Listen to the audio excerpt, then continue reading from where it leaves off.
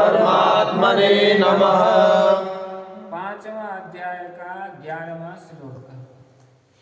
कायेन मनसा बुद्ध्या कायेन मनसा बुद्ध्या केवलैरिन्द्रियैरपि केवलैरिन्द्रियैरपि योगिनः कर्म कुर्वन्ति योगिनः कर्म कुर्वन्ति संगं त्यक्त्वात्मशुद्धये संगं त्यक्त्वात्मशुद्धये।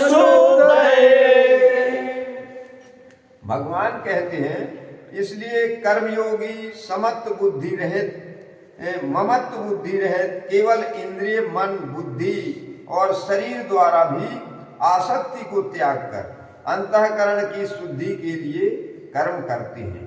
यानी फल की आशा छोड़ करके अपने आत्म परिमार्जन के लिए अपने विवेक को जागृत करने के लिए वे कर्म करते हैं। युक्त कर्म फलं त्यक्त्वा युक्त कर्म फलं त्यक्त्वा शान्तिमाप्नोति नैष्ठिकीम् शान्तिमाप्नोति नैष्ठिकीम् अयुक्ता कामकारेण अयुक्तः कामकारेण फले संतो निबध्यते फले संतो निबध्यते।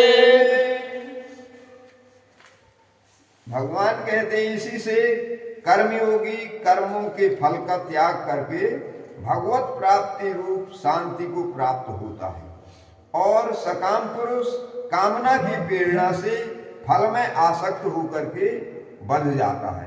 यानी वो कर्म बंधन में बंध जाता है, फिर जन्म लेना उसे अनिवार्य हो जाता है। और जब कर्म फल की इच्छा त्याग करके वो कर्म करता है तो भगवत प्राप्ति होती है, फिर पुनर्जन्म न विद्यते, फिर उसका जन्म नहीं होता। सर्वकर्माणि मनसा सर्वकर्माणि मनसा संसन्न्यस्ते सुखं वसि संन्यस्ते सुखं वसि नवद्वारे पुरे देहि नवद्वारे पुरे देहि नैव कुर्वन्न कारयन् नैव कुर्वन्न कारयन्। और हे अर्जुन, अंतःकरण जिसके बस में है ऐसा सांख्य योग का आचरण करने वाला पुरुष न करता हुआ और न करवाता हुआ ही 9 द्वारों वाले शरीर रूप घर में सब कर्मों को मन से त्याग कर, देखो मन से त्याग कर आनंद पूर्वक सच्चिदानंद घन परमात्मा के स्वरूप में स्थित रहता है।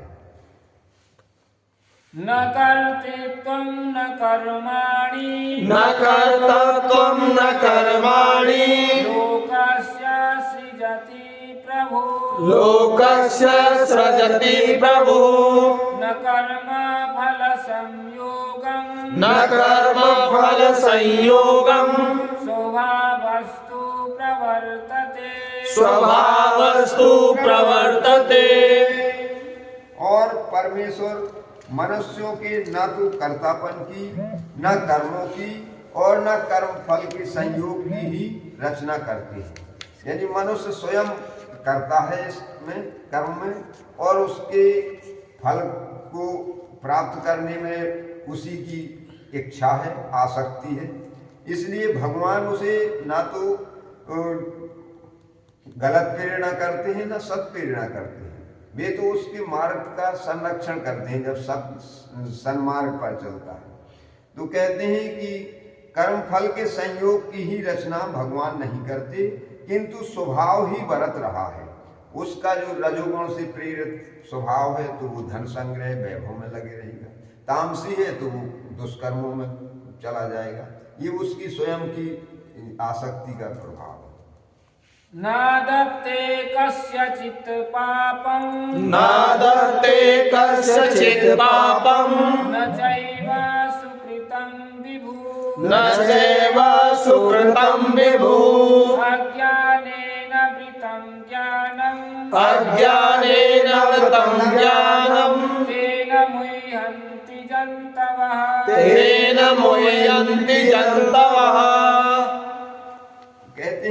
सर्वव्यापी परमेश्वर भी न किसी के पाप कर्म को और न किसी के शुभ कर्म को ही ग्रहण करता है, किंतु अज्ञान के द्वारा ज्ञान ढका हुआ है। उसी से सब अज्ञानी मनुष्य मोहित हो रहे हैं, यानी परम कल्याण की ओर उनका न चिंतन है और न वे चाह रहे हैं। वो यहीं की उपलब्धि में सारा अपना शक्ति और प्रभाव और सारी जीवन को इसी में लगा देते हैं। ज्ञानेन तु तदत् ज्ञानम् ज्ञानेन तु तदज्ञानम् येषां नाशितमात्मनः येषां नाशितमात्मनः तेषामादित्यवत् ज्ञानम् तेषामादित्यवत् ज्ञानम् प्रकाशयति तत्परम् प्रकाशयति तत्परम्। परंतु जिनका वह अज्ञान परमात्मा के तत्व ज्ञान के द्वारा नष्ट कर दिया गया है, तत्व ज्ञान के द्वारा। तत्व ज्ञान होता है भगवान की यथार्थ इच्छा जानना, भगवान कैसे प्रसन्न होते हैं ये जान करके उस पर आचरण करना। ये तत्व ज्ञान को जान करके जब व्यक्ति कर्म करता है तो उसके पापों को, अज्ञान को भगवान नष्ट कर देते हैं। उनका वह ज्ञान सूर्य के सदृश उस सच्चिदानंद घन परमात्मा को प्रकाशित कर देता है। तद्बुद्धयस्तदात्मानः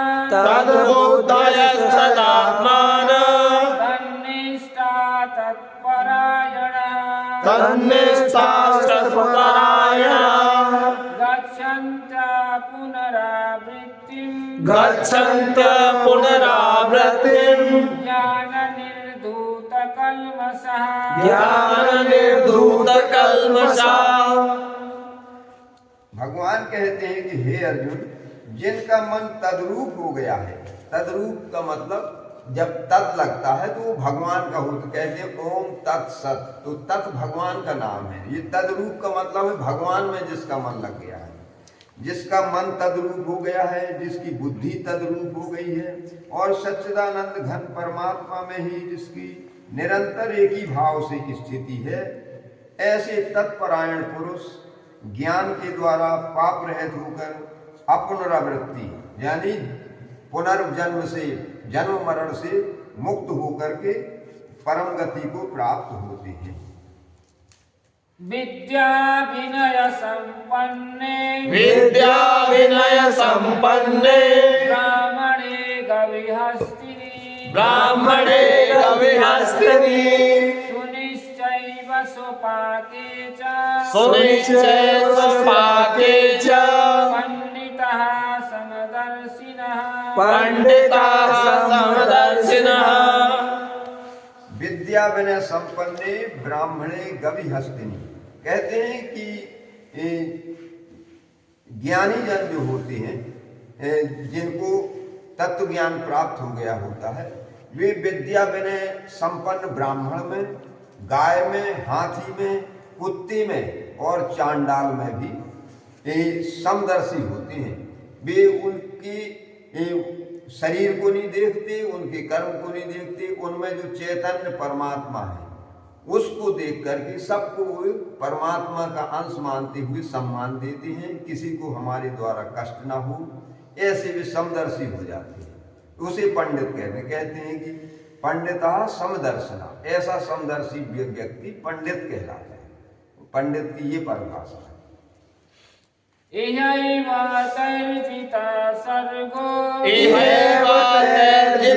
सर्गो येषां साम्ये स्थितं मनः निर्दोषं हि समं ब्रह्म तस्मात्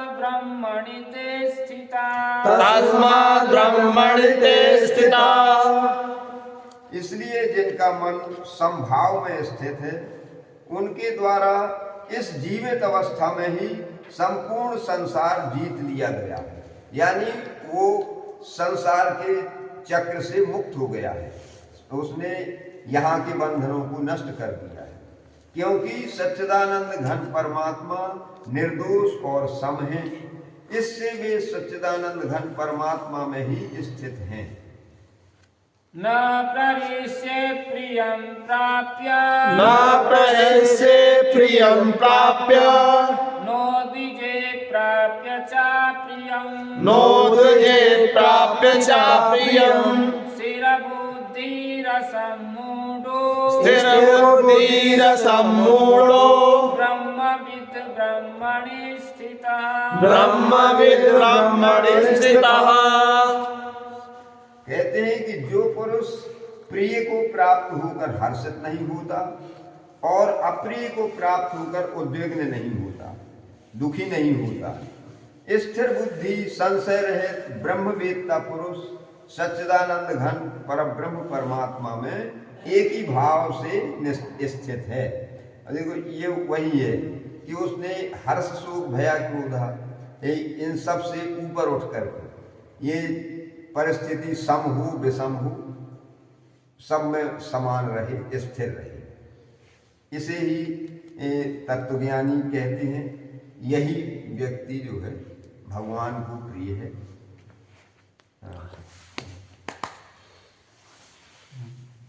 सियावर रामचंद्र जी की जय।